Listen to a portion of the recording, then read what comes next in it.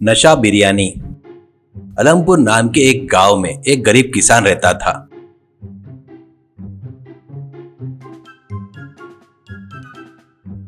उसके 4 बेटे थे। सबसे छोटे का नाम किट्टू था। किट्टू को दुनियादारी की समझ नहीं थी, ऊपर से वो फुर्तीला भी नहीं था। जब बाकी सब अपने पिता की मदद करते तो वो कोई भी काम ठीक से नहीं करता था। एक दिन जब खेत पर सबको खाना परोस रहा था तो उसके हाथ से बर्तन फिसलकर गिर गया। सारा खाना जमीन पर गिरा देखकर उसके पिताजी को बहुत गुस्सा आया। ये तुम्हारा जैसे आलसी आदमी इस दुनिया में और कोई नहीं होगा। तुम्हें खाना खिलाना बेकार है। तुम किसी काम के नहीं हो, निकम्मे हो। मैंने पिछले जन्म में क्या पाप किए थे कि तुम मेरे बेटे के रूप में पैदा हुए। ऐसा कहकर उन्होंने उसे डांटा, जिससे किट्टू को बहुत गुस्सा आया। किट्टू, क्या मैंने जानबूझकर गिराया? तुम हमेशा ऐसे ही कहते रहते हो, हर बात पर डांटते रहते हो। अगर तुम्हें इतनी तकलीफ है तो मुझे तुम्हारे साथ रहने की जरूरत नहीं है। ऐसा कहकर गुस्से में वहीं पड़ी एक कंबल उठाई और चला गया। वो कहाँ जाना ये जाने बिना वो चलता रहा और एक अनिश्चित यात्रा पर निकल पड़ा।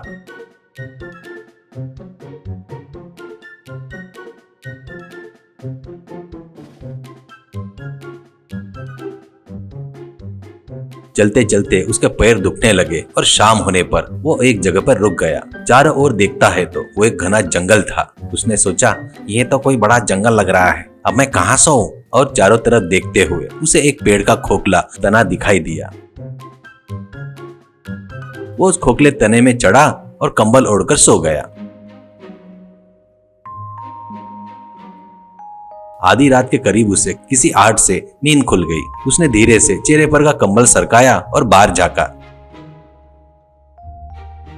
सामने 2 चोर एक जलती हुई मशाल की रोशनी में अपना चुराया हुआ सोना देख रहे थे और आपस में बात कर रहे थे। एक ने हीरे के हार को लेकर कहा, बाकी सारे गहने चुराना एक बात है और इसे चुराना दूसरी बात है। इसे राजकुमारी अपने गले में पहनकर सो रही थी। उसे निकालने के लिए बहुत चतुराई और अपने पूरे अनुभव का इस्तेमाल करना पड़ा। किस्मत अच्छी थी कि वो जागी नहीं। ऐसा कहते ही सुनकर किट्टू ने सोचा, ओहो, मतलब इन्होंने सारे गहने राजमहल से चुराए होंगे, यानी ये लोग चोर होंगे और इन्होंने बहुत सुंदर और कीमती गहने चुराए होंगे। यह सोचते ही ठंड के कारण अचानक छींक आ गई। उसने जोर से छींका। चोर चौंक गए और पेड़ के खोखले तने में देखा। उस अंधेरे में उन्हें कंबल ओढ़े किट्टू दिखाई दिया, लेकिन उन्होंने उसे भालू समझ लिया। अरे बाप रे, भालू भालू भागो रे, अरे भागो रे भालू भालू।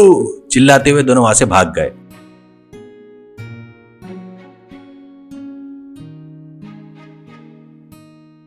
उसने चुराए हुए सारे गहने वहीं छूट गए। किट्टू ने पेड़ के खोखले तने से बाहर निकला और गहने को देखकर सोचा, बेचारे गहने खो जाने पर महाराज कितने दुखी हो रहे होंगे। अगर मैं इन्हें उन्हें वापस कर दूं तो बहुत खुश होंगे। ऐसा सोचकर उसने एक पोटली बांधी और चल पड़ा। कुछ दूर चल ही रहा था कि सुबह हो गई।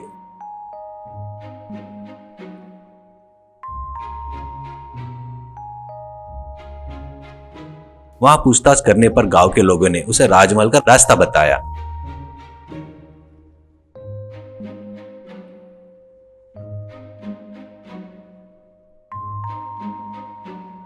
वह चलता रहा और शाम होते होते महाराज के महल के पास पहुंच गया। उसने द्वारपाल से कहा, मुझे महाराज से मिलना है।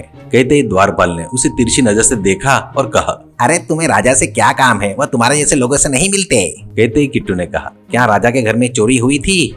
उसने कहा, हाँ हुई थी, तो क्या? कहते ही किट्टू, मैंने चुराया हुआ सोना वापस लाया हूँ, मुझे इसे वापस सौंपना है। कहते ही द्वारपाल घबराया, फिर संभला और वहां से गुजर रहे दूसरे सिपाही को अपनी जगह पर रुकने को कहा और किट्टू को अपने साथ ले गया।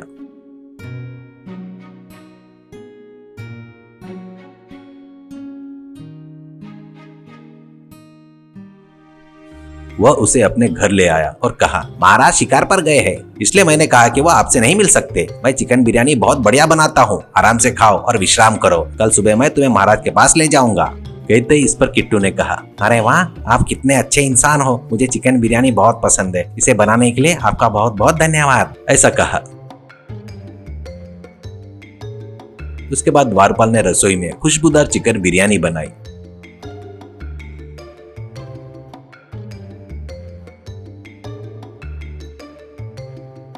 फिर उसने 2 प्लेट में निकाला और एक प्लेट पर कोई नशीला पदार्थ छिड़क दिया।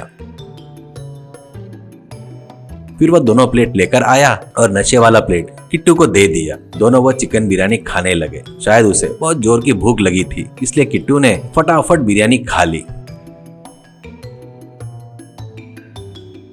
उसके बाद सोए हुए किट्टू पर नशा चढ़ गया और वो गहरी नींद में चला गया। द्वारपाल ने पोटली निकाली और छिपा दी।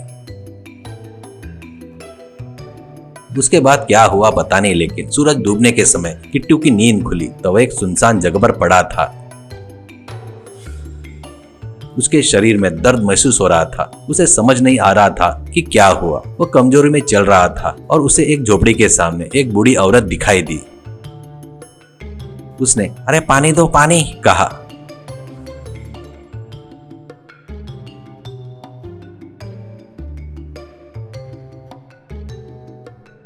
तो उस बुढ़िया ने पीने के लिए पानी दिया। पानी पीने के बाद उसने पूछा, कौन हो बेटा तुम? कहते ही किट्टू ने उसे सब कुछ बता दिया।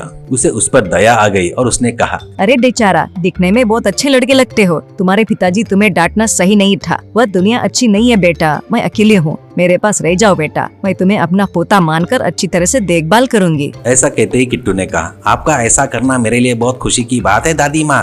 ठीक है, आज से तुम मेरी दादी माँ, मैं आपका पोता हूँ, ऐसा कहा। अगले दिन रात को द्वारपाल काम खत्म करके घर लौटा। उसने घर में देखा तो उसकी पत्नी ने पोटली में रखे गहने को देखकर खुश हो रही थी। उसने पहले हीरे का हार अपने गले में पहना हुआ था। यह देखकर वह डर गया और कहा, अरे बाप रे, तुमने तो गजब कर दिया। ये सारे गहने महाराज के हैं और तुमने ये हार पहनकर किसी को दिख गई तो राजा के हाथों से हम दोनों की जान चली जाएगी। जल्दी से इसे उतारो, अंदर रखो, इसके बारे में बाहर किसी को मत बताना। ऐसा कहते ही उसने कहा, मैं ये बात किसी को नहीं बताऊंगी, लेकिन आज रात के लिए मैं ये हार पहन कर घर में खुश होना चाहती हूँ। कृपया मना मत करना। ऐसा कहते उसने हाँ कर दी। उसने वह हार पहनकर पूरी रात सोकर बिताई।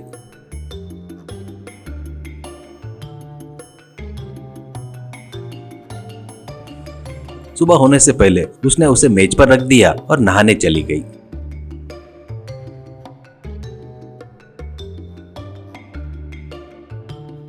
तभी पता नहीं कहां से एक कौवा घर में घुसा आया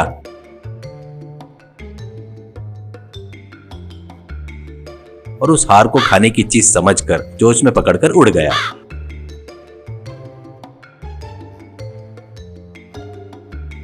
वह उड़ता रहा और बूढ़ी औरत की झोपड़ी पर उतरा। किट्टू ने कौवे की चोंच में हार देखकर आश्चर्यचकित हुआ। तभी कौवे ने उसे नीचे गिरा दिया और खाने की कोशिश की, लेकिन जब उसे पता चला कि वह खाने लायक नहीं है तो वह उसे छोड़कर उड़ गया। किट्टू तुरंत झोपड़ी के ऊपर चढ़ा, उसे हाथ में लेकर देखा और सोचा, अरे ये तो राजा का खोया हुआ हार है। कौवे को ये कहां से मिला होगा? मुझे इसे तुरंत महाराज को सौंपना चाहिए। और वो राजमहल के लिए निकल पड़ा।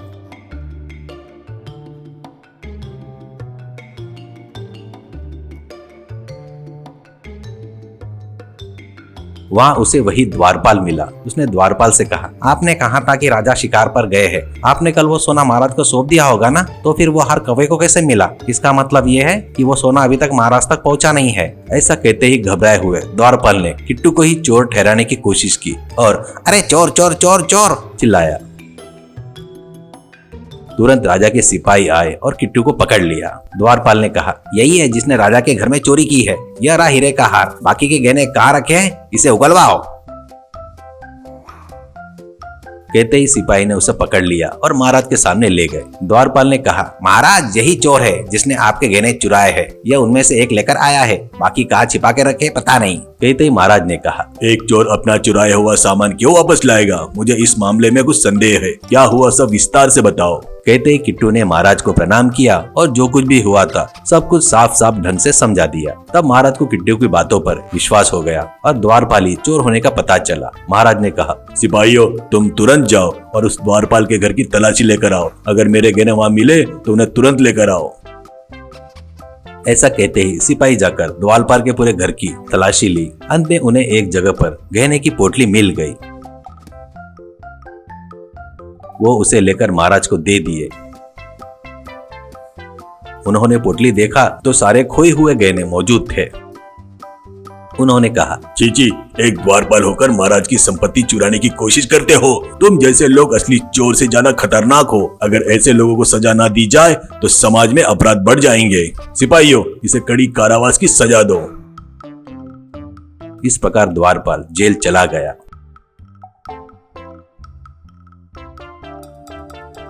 महाराज ने कहा, शाबाश किट्टू, तुम्हारे जैसे ईमानदार व्यक्ति को देखकर देशवासी गर्व महसूस करते हैं। तुम्हारे इस महान कार्य के लिए मैं तुम्हें अपने दरबार में अच्छी नौकरी देता हूँ। इतना ही नहीं, मैं तुम्हें बहुत सारा सोना भी देता हूँ। ले जाओ।